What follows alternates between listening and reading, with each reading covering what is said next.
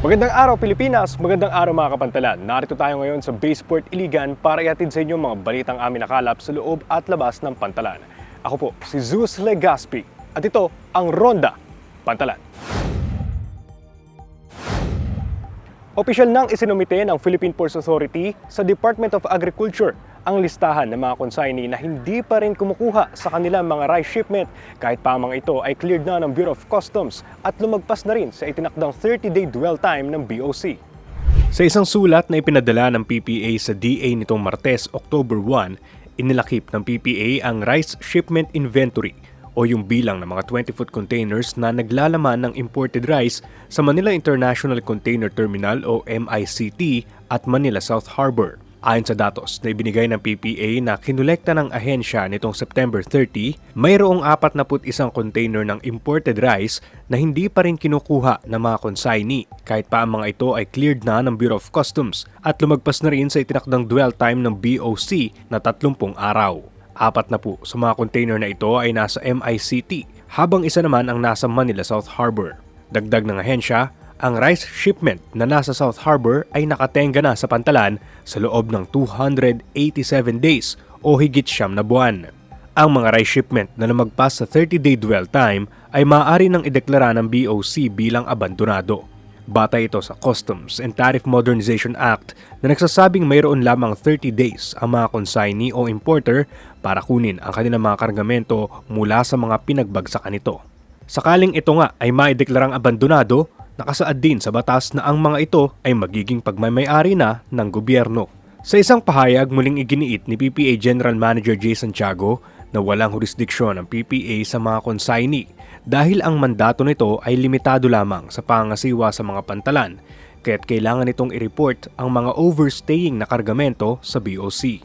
Naniniwala rin naman si GM Santiago na ang pagbibigay ng ganitong impormasyon sa DA ay makatutulong na lalo pang paigtingin ang kolaborasyon sa pagitan ng dalawang ahensya pagdating sa pagsisilbi sa mga Pilipino. Matatanda ang sinabi ni GM Santiago nitong Setyembre na ang pagkatenga ng imported rice sa mga pantalan dahil sa hindi pagkuha sa mga ito na consignees ang maaaring humahadlang sa pagbaba ng presyo ng bigas sa merkado.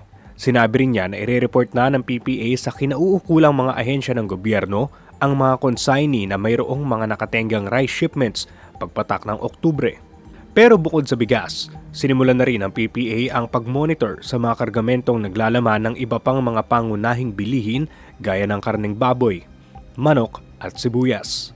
Sa parehong pahayag, sinabi ni GM Santiago na dahil malapit na ang holiday season, mahalaga na mamonitor ang mga produktong ito dahil sa pagtaas ng demand. Sa tala ng PPA nito ring September 30, mayroong 21 refrigerated containers ng karneng baboy at 22 refrigerated containers ng manok na cleared na ng BOC pero hindi pa rin nakukuha ng mga consignee ng mga ito sa mga pantalan sa Maynila. Personal na ininspeksyon ni General Manager G. Santiago ang mga pantalang nasa ilalim ng Port Management Office Surigao bilang bahagi ng quarterly port inspection na ipinapatupad ng ahensya. Layunin ng nasabing inspeksyon na masuri ang mga proyekto at matukoy ang mga dapat kumpunihin at i-upgrade na mga pasilidad sa mga pantalan sa ilalim ng PMO Surigao. Nakipagpulong din si GM Santiago sa mga kawani ng nasabing PMO para alamin ang kanilang mga kinakailangang hakbang tungo sa mga progresibong serbisyo sa pantalan. Kabilang sa mga sinuring pantalan ang Port of Dapa, Port of Del Carmen, Port of General Luna at Port of Hubang. Nitong Miyerkules, October 2, nagsagawa rin ng inspeksyon ang mga kawani at opisyal ng PMO NCR South sa mga pantalang nasa ilalim nito. Magkasunod na binisita at siniyasat ang mga pasilidad at operasyon sa Manila South Harbor at Manila International Container Terminal o MICT. Base sa datos na nakalap ng PPA mula sa mga private operator ng dalawang mga container terminal na ito, walang port congestion at parehas handa ang mga ito sa inaasahang dagsa ng mga kargamento ngayong holiday season. Sa Manila South Harbor, 59% lamang ang naitalang berth occupancy rate o yung tagal ng pananatili ng mga barko sa pantalan nitong Hulyo hanggang Setyembre. 64% naman ang yard utilization rate dito na naitala sa parehong panahon. Ibig sabihin, maluwag pa ang yarda na pinaglalagyan ng mga container sa pantalan. Sa MICT naman, 57% ang berth occupancy rate at 74% ang yard utilization rate. Dati nang sinabi ni GM Santiago na walang port congestion at handa na ang mga pantalang nasa ilalim ng PPA sa inaasahang dagsa ng mga kargamento ngayong holiday season. Arestado ang isang lalaki matapos mahulihan ng hinihinalang marijuana at di umano'y mga drug paraphernalia sa Jordan Port sa Guimaras. Ayon sa ulat ng Port Management Office Panay Guimaras, Lunes, September 30 nang makita sa bagahe ng lalaki ang mga ipinagbabawal na mga kagamitan nang dumaan ito sa baggage x-ray machine. Pabalik sana ng Iloilo City ang lalaking pasahero. Na-recover sa bag ng suspect ang isang plastic sachet na may pinaghihinalaang marijuana, 3 cigarette foil na may residue ng di umano'y tuyong dahon ng marijuana at 2 disposable lighters. Nakakulong sa Jordan Municipal Police Station ang lalaki at nakatakdang sampahan ng kaso dahil sa paglabag sa Comprehensive Dangerous Drugs Act of 2002. Bagaman tapos na ang selebrasyon ng Maritime and Archipelagic Nation Awareness Month o MANAMO ngayong Setyembre, hindi naman nagtapos ang pagsasagawa ng Port Management Office ng Agusan sa mga aktibidad na naglalayong pangalagaan ang karagatan. Nitong September 30, nagsagawa ng isang joint coastal cleanup sa Nasipit Port ang nasabing PMO kasama ang private operator na Global Port Agusan Terminal Incorporated. Nasa higit 70 tao mula sa iba't ibang ahensya ng gobyerno at industry partners ang nakilahok sa cleanup drive na nakalikom naman ng 45 sako ng basura. Karamihan dito, mga plastic at iba pang non-biodegradable wastes. Ayon sa PMO Agusan, dahil sa cleanup drive na ito, nakita ang matinding pangangailangan sa mahakbang na makababawas sa bilang ng mga basurang matatagpuan sa mga karagatan.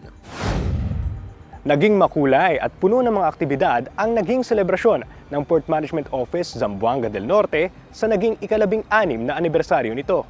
Nagsimula ang selebrasyon sa isang mensahe mula sa mga dati at kasalukuyang port manager ng nasabing PMO na nagsalita tungkol sa kasaysayan ng PMO mula sa pagsisimula nito hanggang sa kasalukuyang katayuan nito bilang isa sa mga pinakamahalagang bahagi ng operasyong pandagat sa rehiyon. Nagkaroon din ng sing and dance competition kung saan pinakita ng mga kinatawan mula sa iba't ibang dibisyon ng PMO ang kanilang mga talento sa pagkanta at pagsayaw. Kita sa mga litratong ipinadala ng PMO Zamboanga del Norte, ang saya ng mga kawani nito na ayon sa PMO ay dahil sa panibagong pag-asa sa higit pang mga taon ng paglago at tagumpay. At yan ang mga balitang amin nakalap sa pagronda sa mga pantalan sa araw na ito. Manatili nakatutok sa aming social media pages, itype lamang po ang Philippine Ports Authority sa Facebook, YouTube, X, Instagram at TikTok para manatiling updated sa mga kaganapan sa pantalan. Muli mula rito sa Baseport Iligan, ako po si Zeus Legaspi. At ito ang Ronda Pantalan.